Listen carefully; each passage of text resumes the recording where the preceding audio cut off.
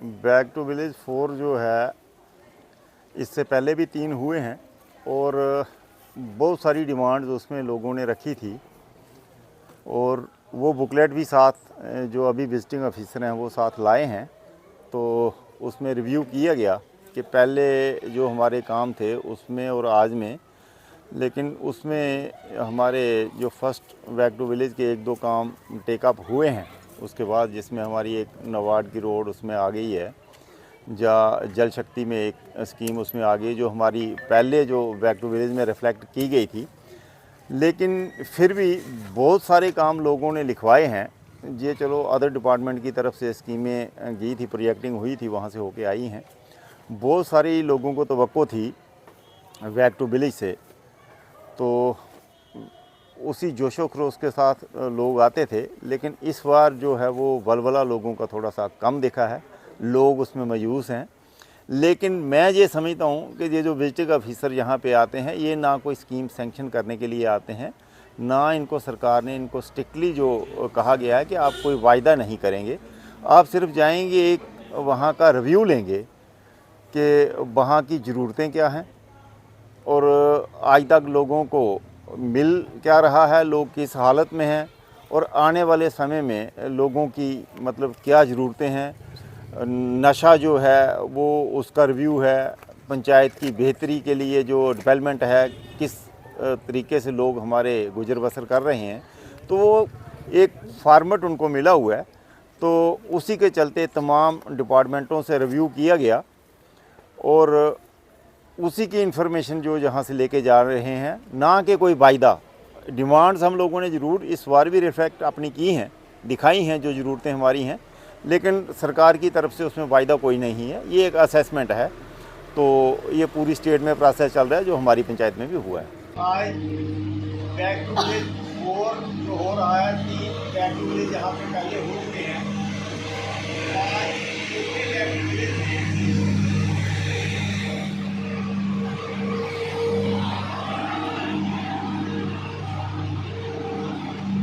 आज चौथे back to village में जनाब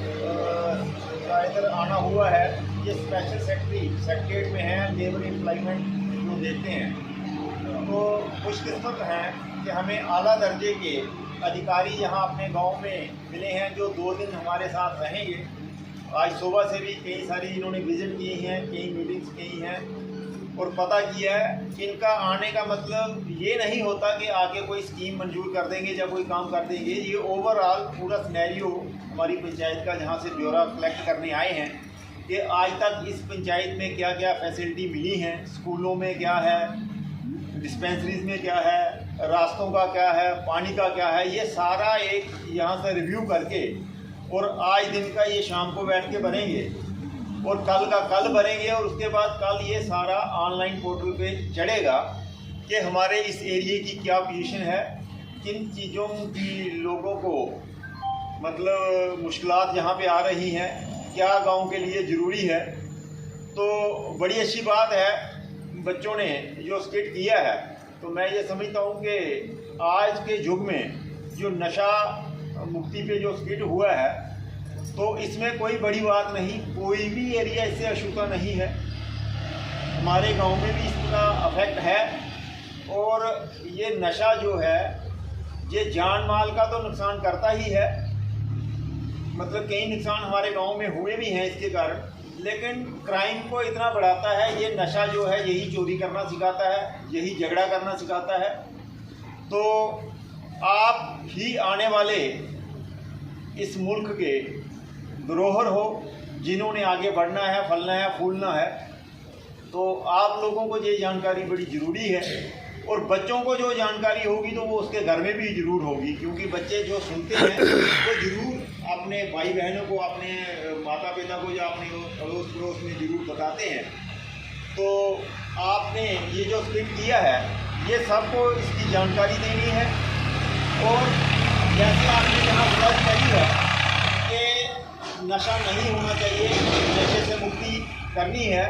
तो हम में से ही बहुत सारे लोग जाके इसको शौक में अडाप्ट करते हैं। जब एक दूसरे को देख के, पहले तो 1-2-4 बार को शौक रहता है, और उसके बाद वो मुसीबत बन जाती है पूरी ज़िंदगी के लिए, वो जंजाल हटता नहीं है। तो बच्चों, आपको ख़ास ध्यान रखना है इसके लिए, इस लानत से दूर रहना है और समाज को भी इसके लिए अवेयर करवाना है कि हम इससे मतलब दूर ही रहें। और इसके साथ ही जैसे बच्ची हमारी एक बोली है, तो उसने स्कूल की कुछ मुश्किलात सामने रखी हैं, तो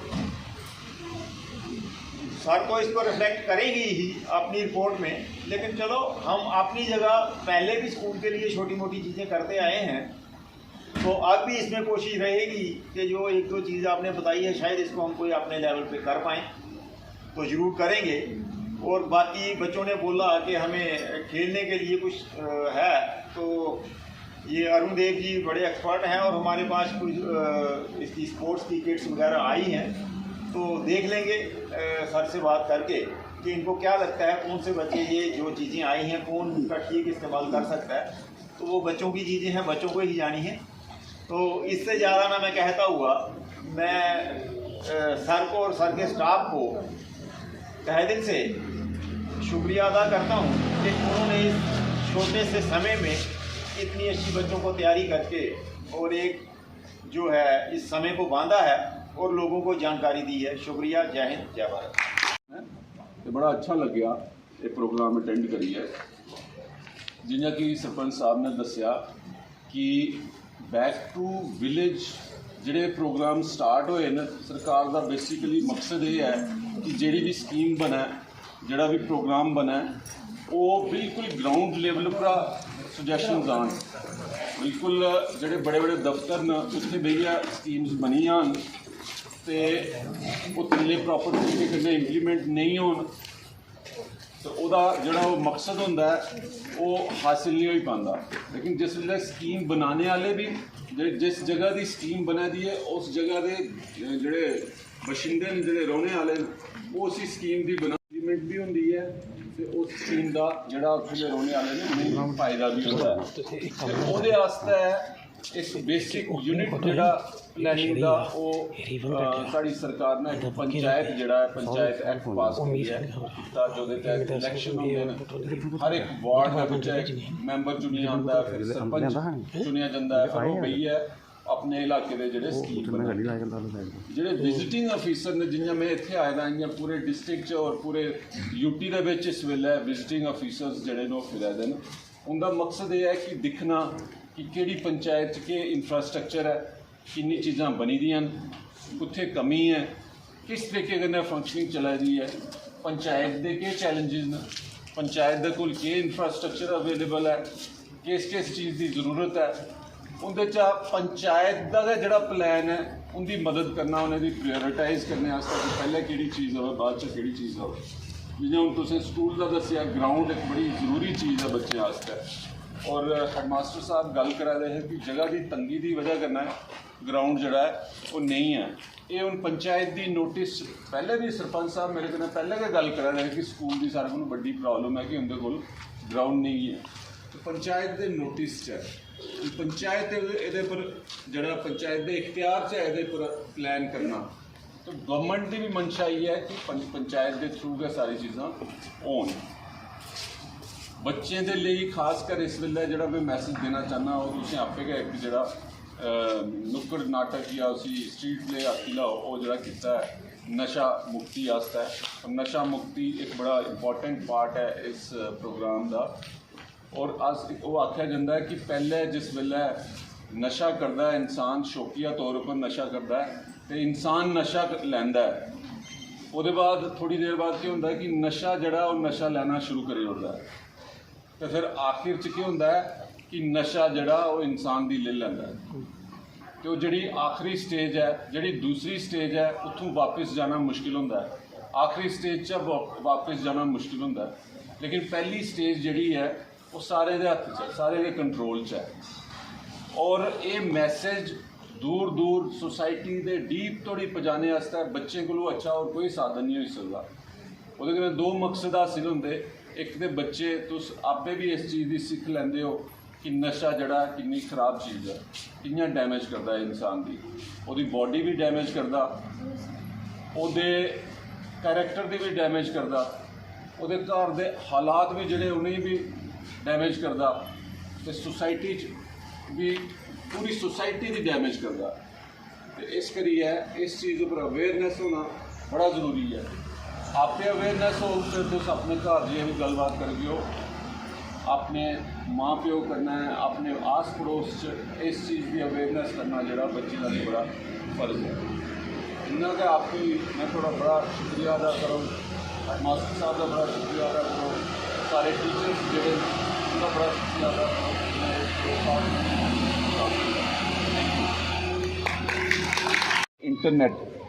इंटरनेट एक ऐसी चीज़ है वो जी पाई उड़ो वो पर रोंदी है।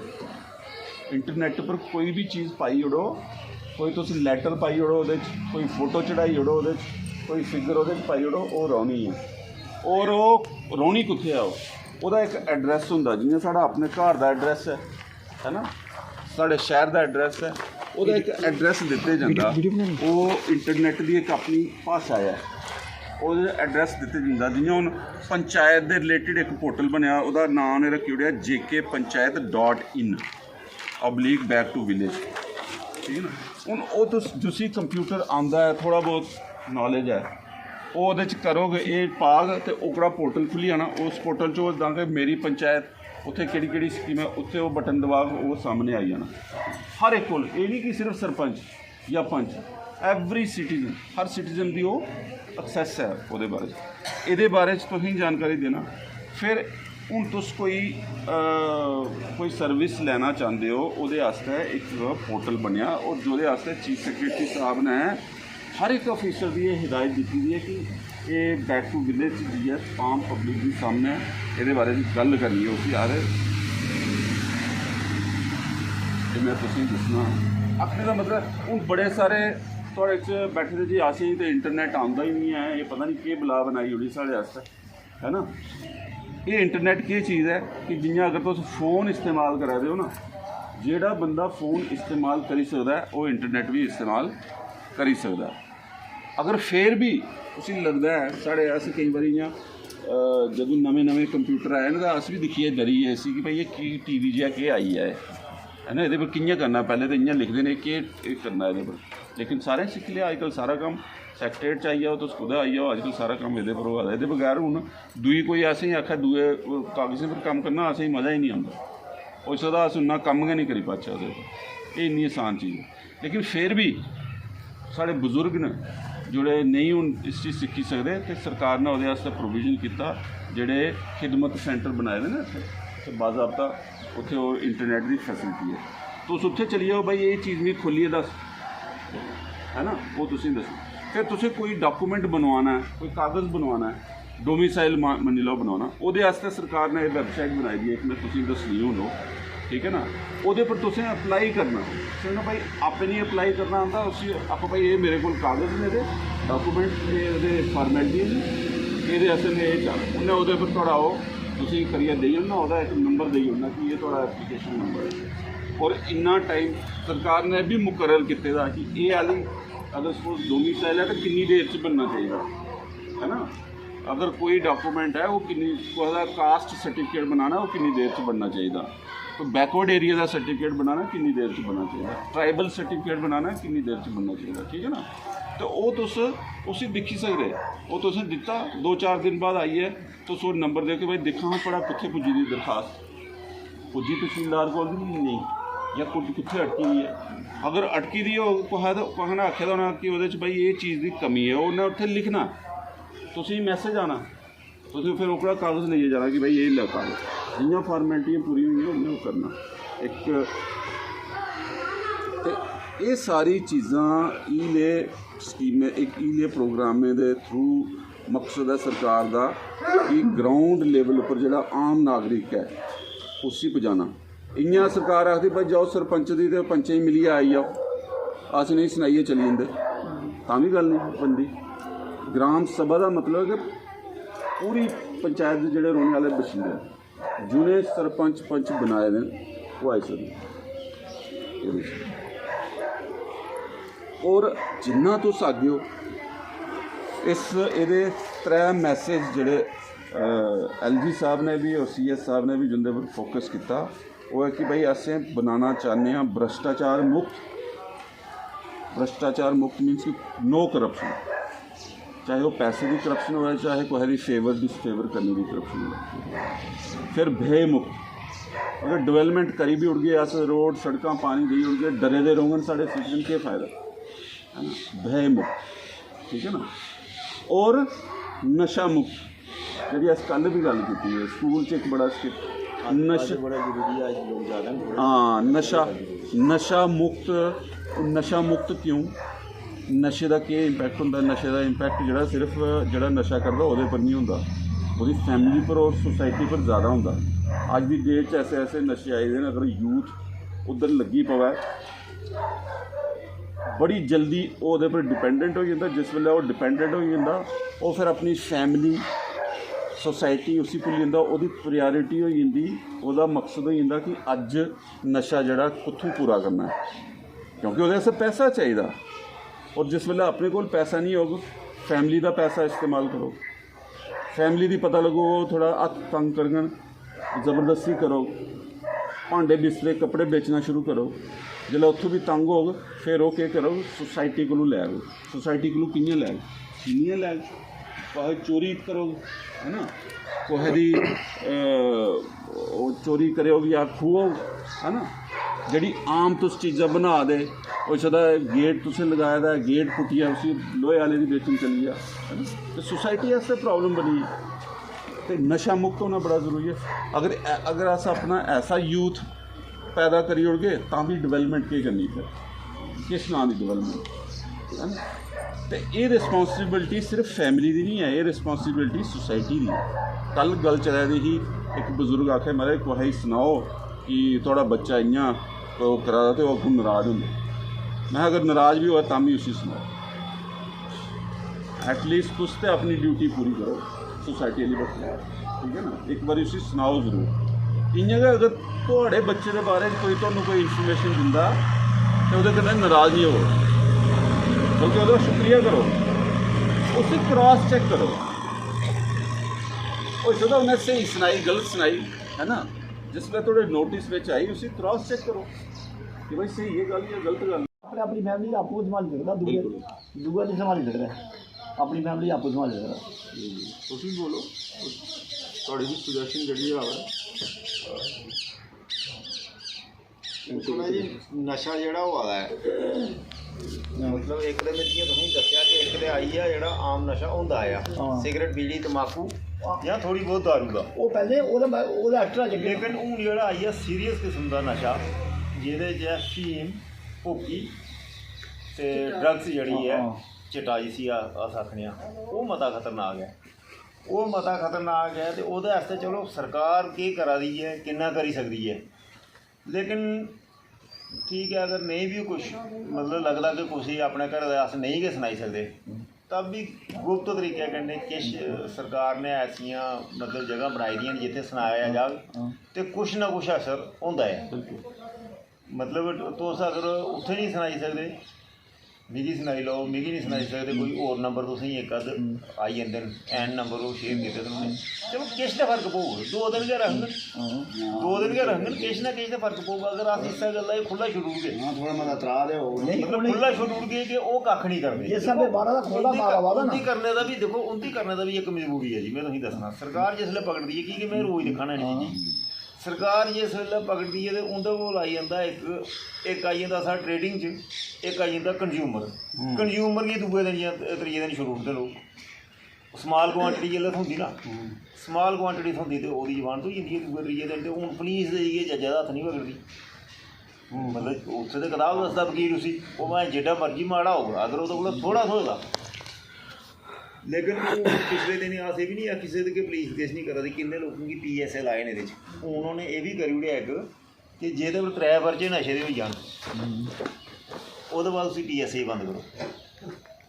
जेह्दे 3 पर्चे होई जान बड़ा सीरियस PSA लगना ये भी एक बड़ा सीरियस एक्शन है। ਬਾਕੀ ਇਹ ਹੈ ਕਿ ਹਾਲਾਤ ਵਿਗੜਾ ਦੇ ਪੁਲਿਸ ਵਾਲੇ ਇਸ ਨੈਟਵਰਕ ਵਿੱਚ ਸ਼ਾਮਲ ਜ਼ਿਆਦਾ ਜਿਹੜੇ ਬਿਲਕੁਲ ਹੈ ਸਾਰੇ लेकिन उनका थ्रू है अच्छे भी हैं असें कुसै दी डिफेंड नहीं करना इल्जाम लगना अस चाहते हैं कि केह् सिस्टम है जेह्ड़ी सोसाइटी जेह्ड़ी क्रिएट मतलब करी सकदी ठीक है अगर कुछ देखो ना जियां हूँ मैं अगर मैं अस पंचायत जगह अगर 7-8 मैंबर हाँ इत्थे तो होई सकदा साढ़े जगह तो गलत निकली पवे इन्ने गै पुलिस च भी होई सकदा क्योंकि समाज है इन्फेक्शन तो कुसै भी होई हां जानी पुलिस भी सोसाइटी च है साढ़े इन्फेक्शन भी कुदै कोई जानी वो कौन है अस गए हैं पुलिस बिच भी जी लेकिन यह है कि जिहड़ी साड़ी जिम्मेवारी है उसी जिम्मेवारी की सारे लोग समझो उसी जिम्मेवारी की सारे लोग समझो जेड़ा सामने आखी सकदा सामने आखे जेड़ा सामने नहीं आखी सकदा वो पढ़दा नहीं आखे बिल्कुल मैकेनिज्म है मतलब पढ़दा कि नहीं आखे ऐसी गल भी नहीं है हूँ जेड़ा इस वेले दे हिसाब पर जेड़ा साढ़ा SSP बैठा दा मिगी नहीं लगदा जी ओहदे जेड़ा मर्जी बड्डा बंदा जाऊगी ओहदे कोलों कोई गलत गल करवाई दो नहीं ਉਹਦੇ ਕੋਲ ਗਲਤ ਨਹੀਂ ਹੁੰਦੀ मतलब ਉਹਦੇ ਕੋਲ ਨਹੀਂ ਹੁੰਦੀ उसी अस इन्फॉर्मेशन किन्नी देई सकने हां दस्सी किन्ना सकने मतलब उनका जेड़ा सादापन है और खासकर ड्रग्स पर जी मी नहीं लगता जी उनके वास्ते का कोई लिहाज होगा ਵੈਸੇ ਉਹਦੇ ਮੈਨੂਪਲੇਸ਼ਨ ਹੋਈ ਹੈ ਠੋਕਰ ਦੀ ਗੱਲ ਵੱਖਰੀ ਹੈ ਇਹਦੇ SSP ਦੇ ਲੋਕਾਂ ਵਿੱਚ ਪੁਲਿਸਾਂ ਦੇ ਵਿੱਚ ਡਰ ਬਿਲਕੁਲ ਨਹੀਂ ਹੈ ਇਹਦਾ ਪੁਲਿਸਾਂ ਦੇ ਵਿੱਚ ਵੀ ਉਹਦਾ ਡਰ ਨਹੀਂ ਹੈ ਬਿਲਕੁਲ ਵੀ ਡਰ ਹੁੰਦਾ ਨਾ ਬਿਲਕੁਲ ਹੁੰਦਾ ਥੋੜਾ ਡਰ ਨਹੀਂ ਹੁੰਦਾ ਬਿਲਕੁਲ ਨਹੀਂ ਇੱਕ ਚੀਜ਼ ਲੱਗੀ ਦੀ ਹੈ ਨਾ ਨਹੀਂ डर क्यों होना चाहिए डर क्यों होना चाहिए ਨਹੀਂ ਪੁਲਿਸ ਵਾਲੇ ਪਤਾ ਹੋਣਾ ਚਾਹੀਦਾ